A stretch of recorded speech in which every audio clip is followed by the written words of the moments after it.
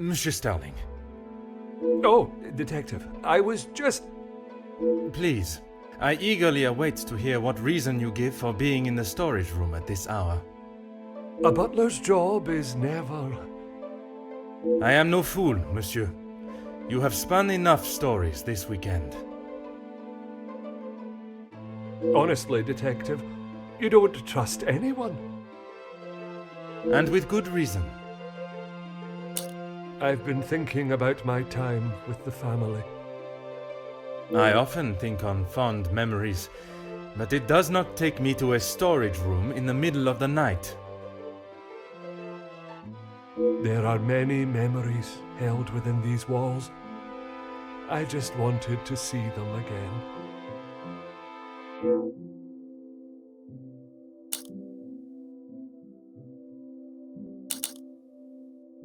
I didn't realize the noise I was making.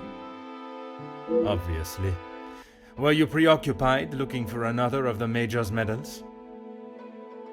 Of course not. I already explained. No, monsieur. You attempted to dupe me again into believing one of your stories. Please, Detective. I know you know how it ended up in my possession. I was just trying to get some extra money together to send home. I can't lose this job. If Lady Van den Bosch found out... Theft of a medal would be the very least of your problems. Deceive? I'm sorry that I lied to you about the medal.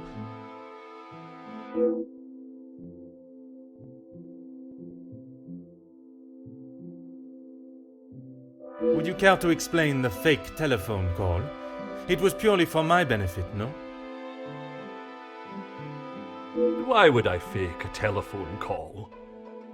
The same reason that Mademoiselle Rihanna dressed in the Major's jacket in the snow, to allow not only the guests but me to believe the Major was still alive. I didn't kill him, Detective. I know, monsieur. But I also know that you helped the one that did to cover their tracks. It wasn't like that. We were just trying to help. She had no part in it. You never let on. How long have you known it was her? Monsieur, I am Detective Hercule Poirot. I only show my hand when I deem it necessary. You will be taking her away then? She will stand trial for what she has done. But you don't know the full story. She is just a servant in this house. If she is arrested, that will be the end for her. If Mademoiselle was only protecting herself, as you both have claimed, she will surely be found innocent.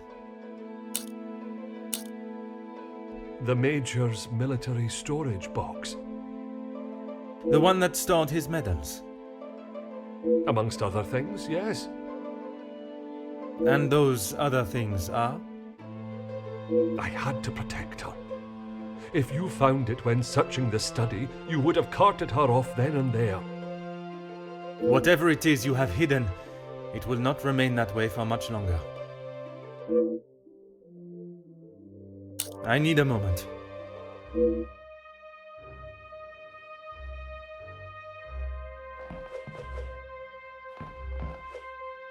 Ah.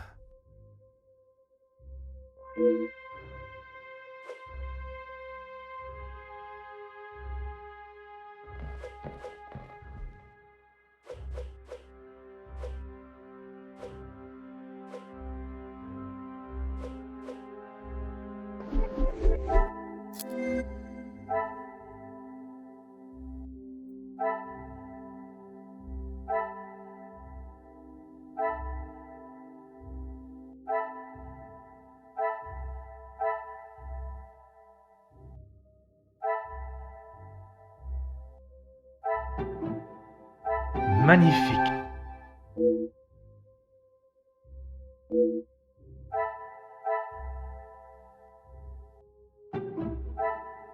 Things are beginning to become clearer.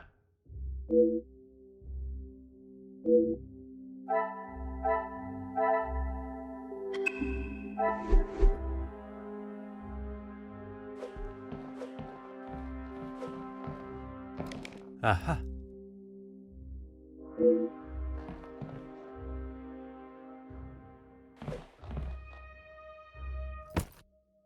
Oh.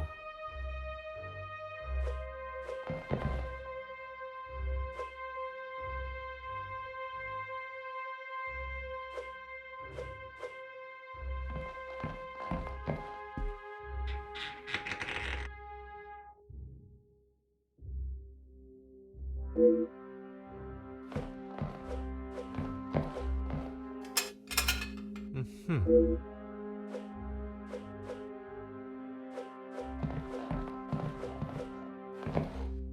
Huh.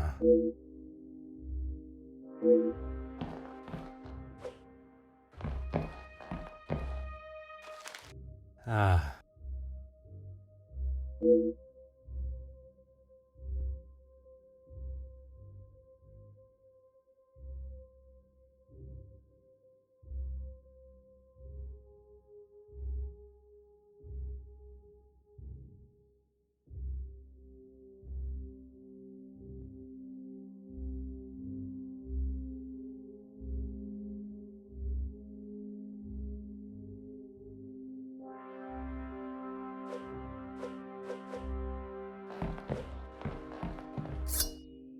Oh.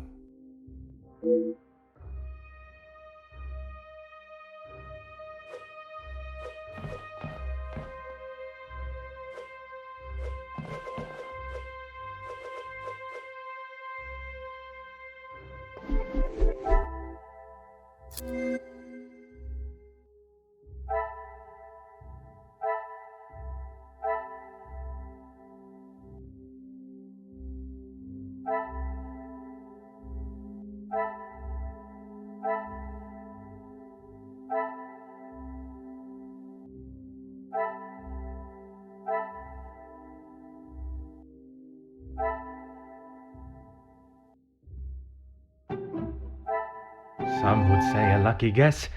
I would...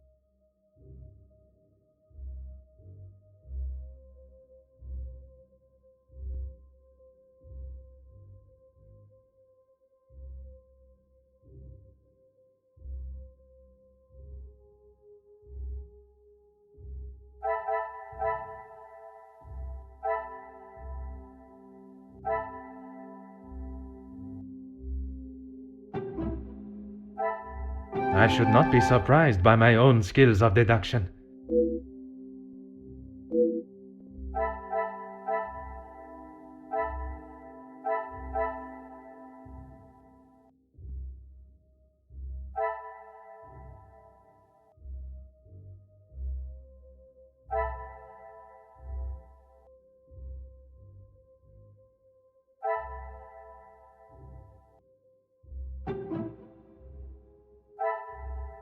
Another success.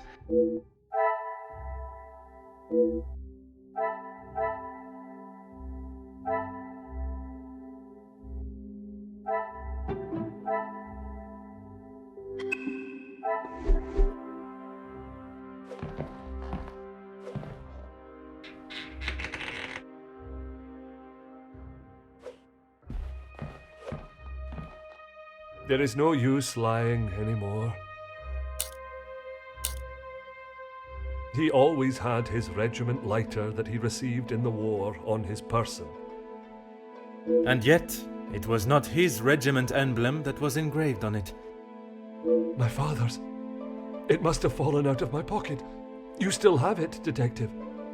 Monsieur, you have stashed evidence, manipulated a crime scene, obscured my investigation, and yet it is a lighter that you worry about most? If it is my path to end up behind bars for what I have done, so be it. It is Elizabeth that you cannot allow to be locked up without the truth being told. I have heard how you fought for that young maid before. Florette, is it? I only ask that you do the same for Elizabeth.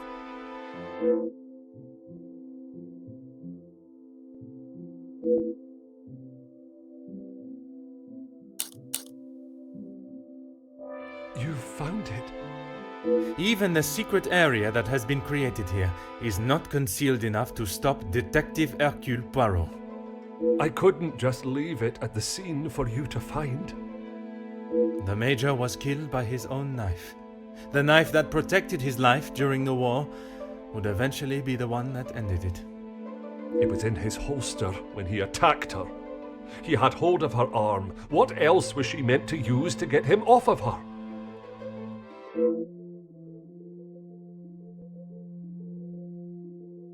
She didn't plan any of it, Detective. She was only defending herself. That is what Mademoiselle told you? She did, and I believe her. You think you knew the Major, but you had no idea. He was a monster and had more secrets than all of us combined. That may be true, but that does not excuse what she has done. Put yourself in her shoes for a minute. If a man like that had attacked me the way he did Lizzie, I would have done a lot worse to him.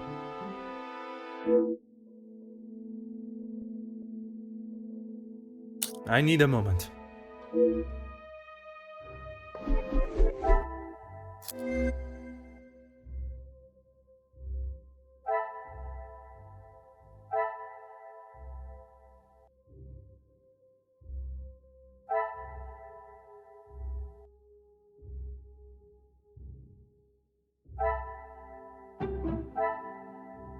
What a revelation!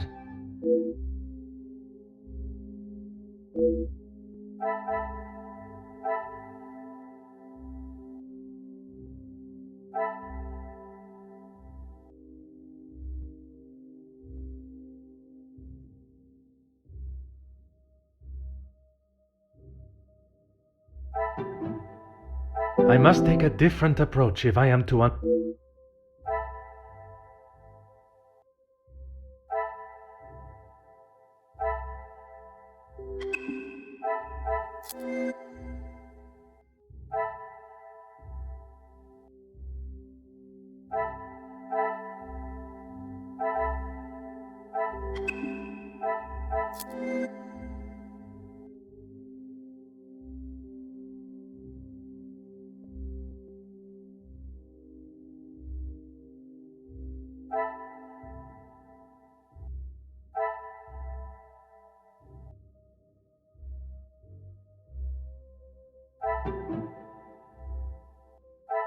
The pieces of the puzzle are final.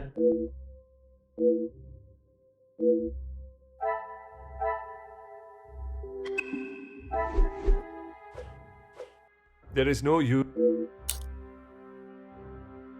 When you asked me yesterday about seeing someone out there, I thought the game was up. That does not explain what you were doing out there. When Lizzie took me to the study, the knife was still in the Major's chest, and I knew I had to get rid of it. I dropped it out of the window, knowing no one would be going outside.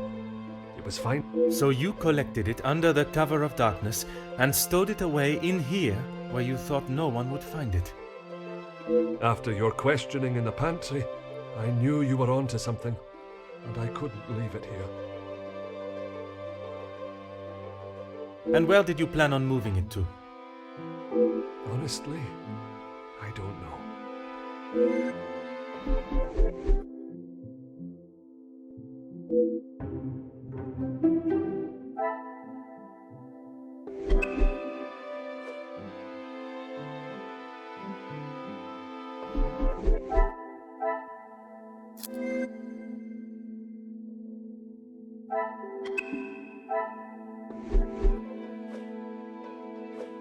There is no use. Why what? Why I would risk everything to help Lizzie? Exactement. Because she is family. If you were in that position, you would do the same. I can assure you, monsieur, that I would not. Then perhaps that says something about you, Detective. I would do anything for her. For any of my staff. Even if it means crossing the boundaries of the law? Without question.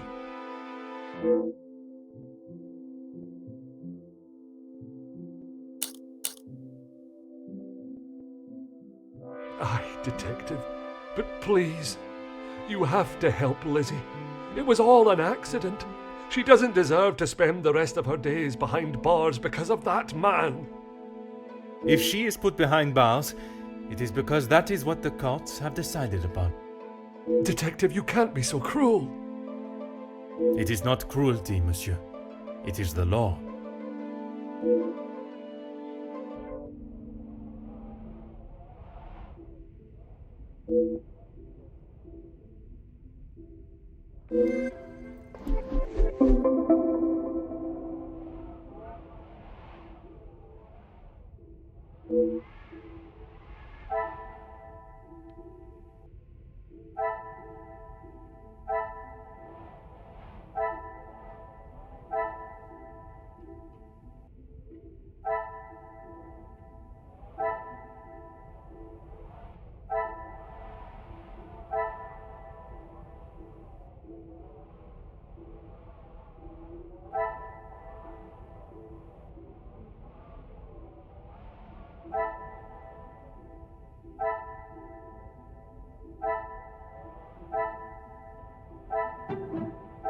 Some would say a lucky guess. I would say a moment of...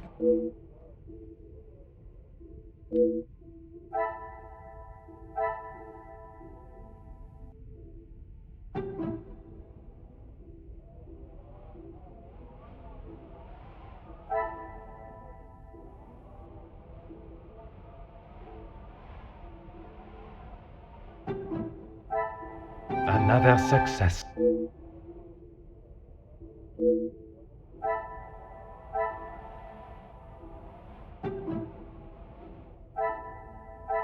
Is there something I am not...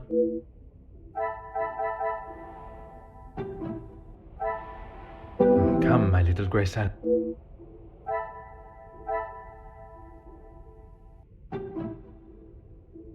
Order and method.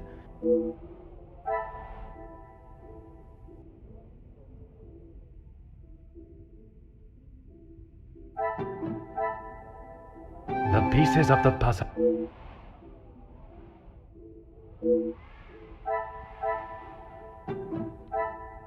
I should not be surprised by my own.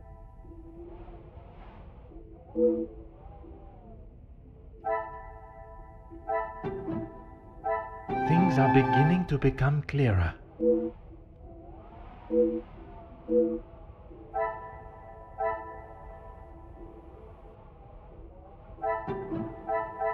magnifique.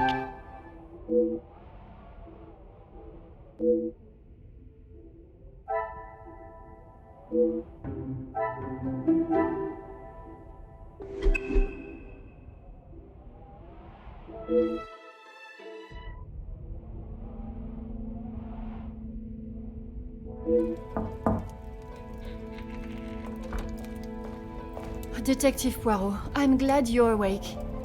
Bonjour, mademoiselle. It has certainly not been a night of peaceful sleep. There is something that we must discuss.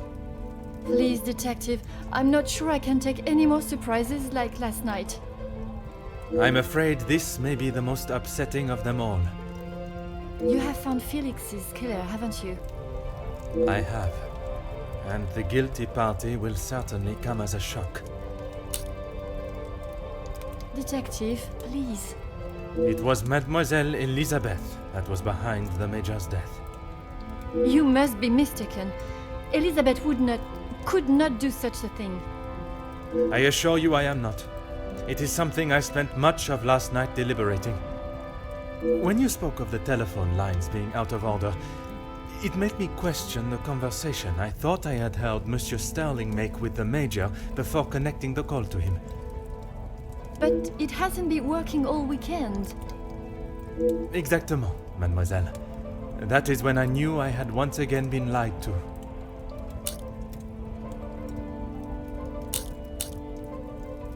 I wasn't. What were you doing in there, Detective? It was Monsieur Sterling that I found in there. I was taken by some surprise to hear anyone awake at that hour. What on earth was he doing? He claimed he was merely reminiscing of his time with the family. You don't believe him? It did not take long for me to uncover the truth of why he was there, and the location of the Major's murder weapon. Hidden area? A room that held all of the Major's secrets. I had no idea. Did you discover the reason for his blackmail? I did. Were you aware he was dishonorably discharged from the army? Dishonorably? What does that mean?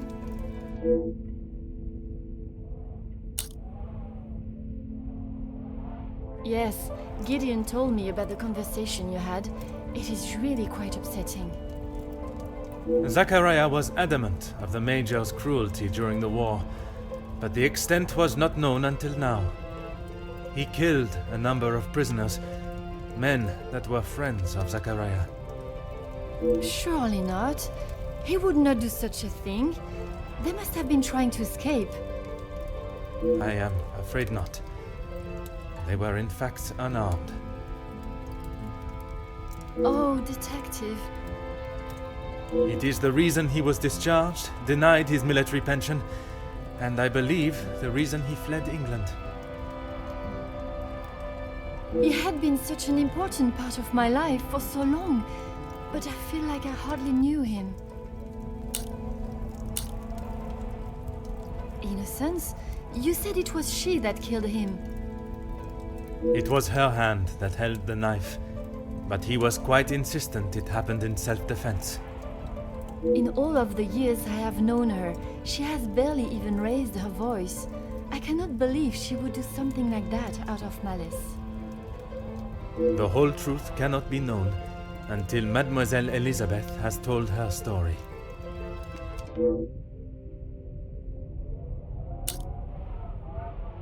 She was meant to be resting in the staff quarters. She has not been well. I am afraid that was yet another lie, orchestrated to keep her from incriminating herself.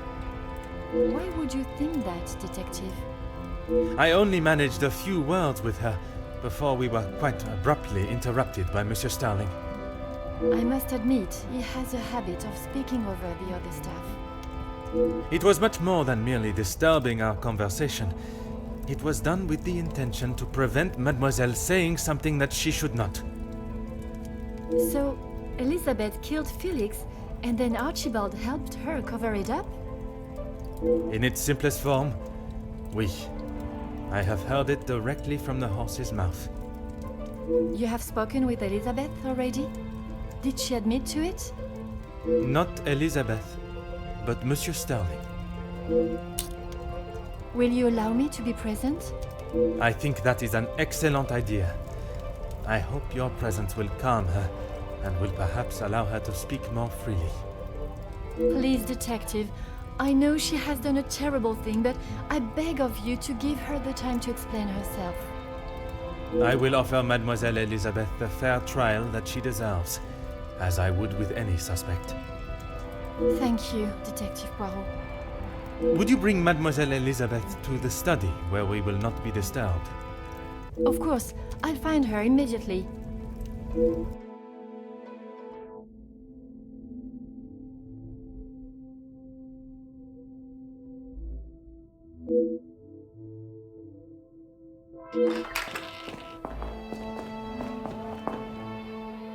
Mademoiselle Elizabeth, merci for joining us. Miss Angeline said you requested to see me urgently. We have some serious matters to discuss, and I would like to waste no further time. Oh, yes, Detective. Still not quite myself. I was surprised when Monsieur Sterling hurried you to assist Madame Vandenbosch last night. I should not have avoided my duties for so long. The house does not stop because I'm feeling a little under the weather. That is true, but you cannot be expected to complete all your tasks if you are not in the right frame of mind. Honestly, Detective, it was best for me to not sit and wallow anymore. Have you been able to uncover who the blackmailer is? The blackmailer's identity has been established, and they will pay the price for their crimes. Wonderful news, Detective! You can put it all behind you now. You must be thrilled. I would not say thrilled, knowing that such a close friend has betrayed us. Mademoiselle is correct.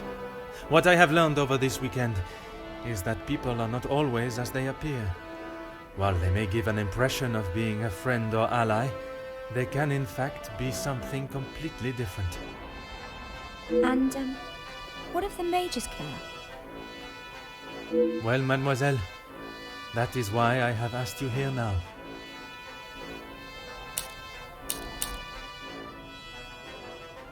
I'm not quite sure what you want me to say, Detective. Your honest opinion is all I ask, and, s'il te plaît, do not hold back. No one else felt it necessary. We only spoke when there was something in the house to be done.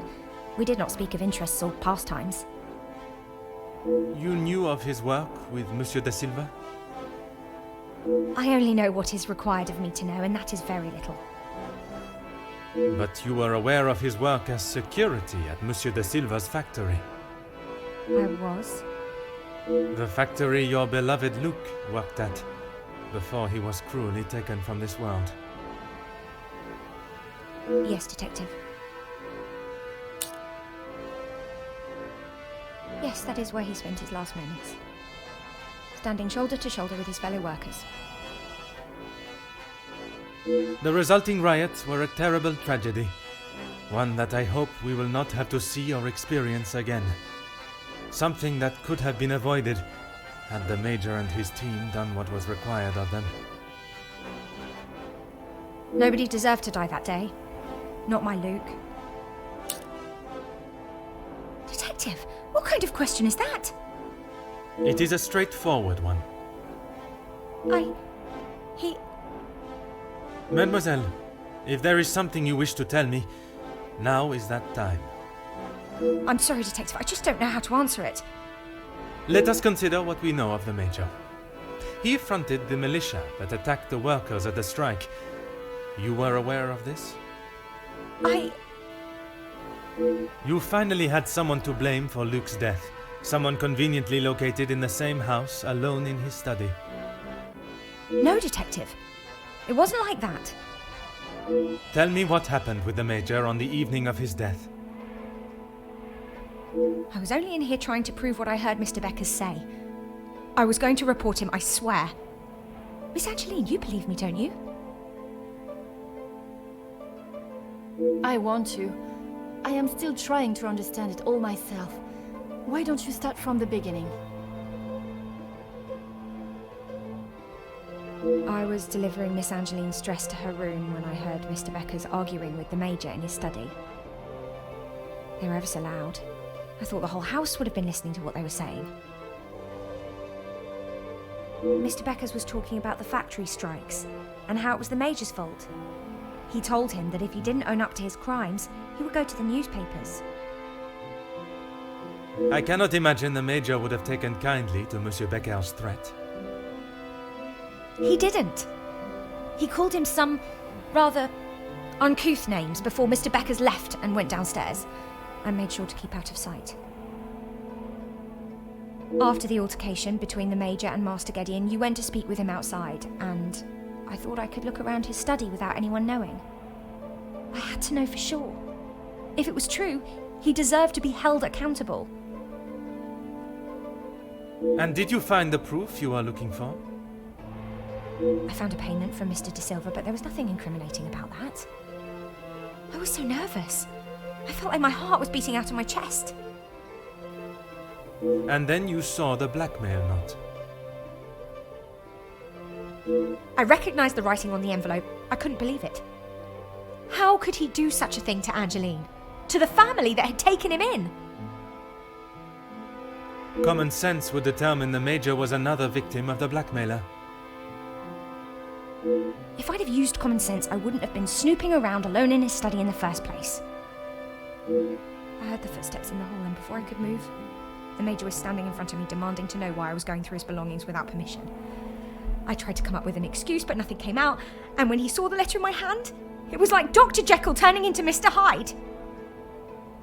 I tried to move around him towards the door, but he hurled something towards me, and it crashed against the wall. That would explain the damage to the wall. I froze. I have never been so scared in all my life. I thought he was going to kill me there and then. And you thought you would beat him to it? Oh, Detective, you make it sound as though I had it all planned. He lunged forward and grabbed me by the arm. I tried to push him away, but he was too strong. His grip just got tighter and tighter. If only you had seen the look in his eyes, I dared not even scream. I saw the sheath on his belt. I didn't know what else to do. I didn't want to hurt him, but he wouldn't let go of me. So you took your opportunity to put an end to it all. I just wanted to get him off me. I didn't want to hurt him. I reached for it and I jabbed it at him. His grip instantly loosened and I ran straight out the door and didn't look back. You did not even look to see what state you had left him in? She had just been attacked, Detective. Oui, please. Continuez. I ran down to the pantry looking for Rahana. She took one look at me and knew something was wrong. I explained to her what had happened and she went to find Archie. She said he would know what to do. We went back to the study and he was still lying there, motionless. Archie said that no one would believe me. That if someone like me killed someone like him, I would be sent straight to the gallows. He left the letter so you would find it. He said that if people knew what the Major was really like, then they wouldn't care what happened to him. So I am to believe that it was Monsieur Sterling and Mademoiselle Rihanna that cleaned the scene and orchestrated a plan that included a fake telephone call and dressing as the Major so that he may be seen. You had nothing to do with that. I swear I had no idea that is what they had done. Archie just told me to stay out of sight. I am no master criminal. Then Monsieur Sterling and Mademoiselle Rihanna will be charged for obstruction of justice and impeding my investigation. Please, Detective, they were only trying to help me. If they wished to help you, they should have brought all of this to my attention immediately instead of committing more illegal acts. Surely you haven't forgotten what happened with Florette. She was only accused of stealing a bracelet. I killed a man. It is a day I have not forgotten, mademoiselle, even for a moment. Without your help, I don't stand a chance. Please, Detective Poirot, you are the only one that can help me. Oh, Elizabeth, why didn't you come to me? I didn't think you would believe me. I felt so guilty. And when it was announced yesterday that he was a victim of the blackmailer, I wanted to tell you everything. I came to find you last night, Detective, but Archie stopped me. I'm sorry.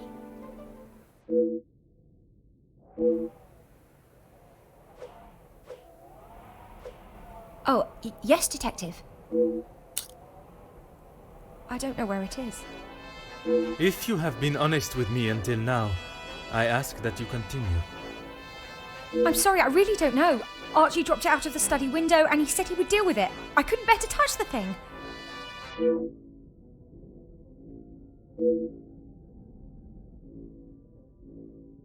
I need a moment.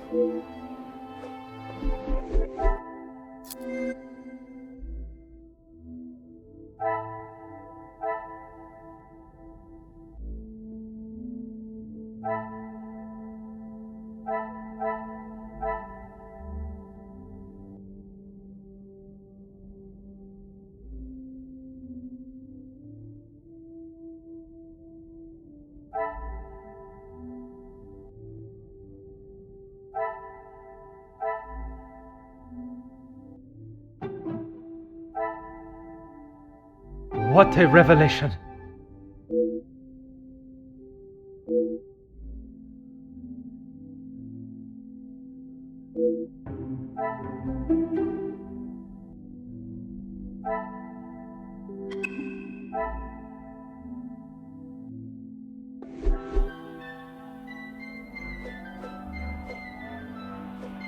Oh, yes, Detective. Please, I was only protecting myself. I didn't want to hurt him. He just wouldn't let me go. Oui, mademoiselle. I know.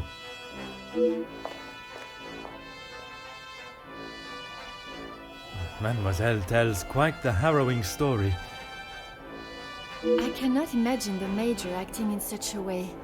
But Elizabeth could not make up such a story.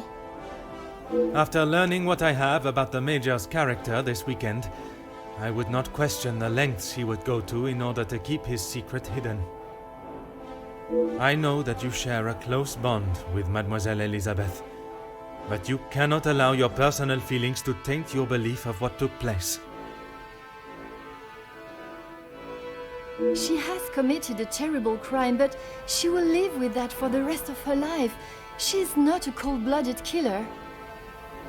If what she says of the Major's attack is true, she acted in self-defense, and in the law's eyes, a crime has not been committed.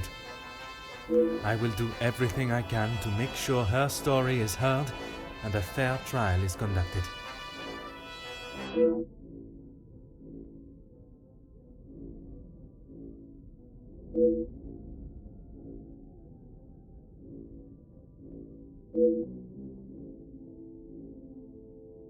Mademoiselle, it is time I address the house. Are you sure? What will you say? What if they do not listen? I can assure you, they will. Elizabeth was right, though. She's just a servant. What if they... Mademoiselle, when Detective Poirot speaks, they will listen. Would you ask the guests to convene in the library? Of course. And what of the staff? I have told Monsieur Sterling to remain in the staff quarters with the others. When the authorities arrive, they shall be dealt with. You have been of great help to me throughout my investigation, and now that it is over, I have one final request. You only need to ask. While I am speaking with the guests in the library, would you watch over Mademoiselle Elizabeth in my room? You don't think she will try and escape, do you? In her position, I do not know what she might try. But I trust with you there, any potential ideas of such a thing will be squashed.